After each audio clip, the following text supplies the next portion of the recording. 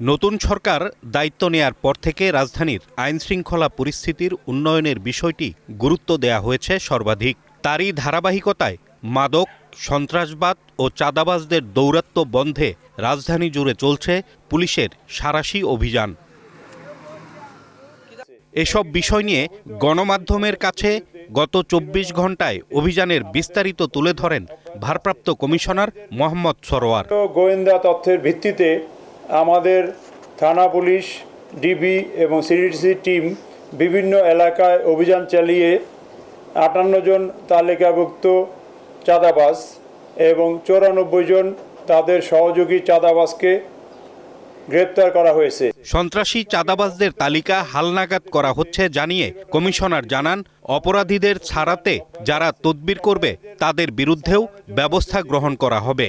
তালিকাবিহীন তালিকার নাম নাই কিন্তু তারাও চাঁদাবাজির সাথে জড়িত, আমরা প্রমাণ পেয়েছি, তাদেরকে অ্যারেস্ট করা হয়েছে। অতএব এই ৯৪ জনও তালিকা উঠে যাবে। তালিকা নিয়মিত হালনাগাদ করা হচ্ছে। অপরাধীদের সারানোর জন্য যদি কেউ তদবির করে কোনো ক্রমেই কোনো তদবির গ্রহণ করা হবে না।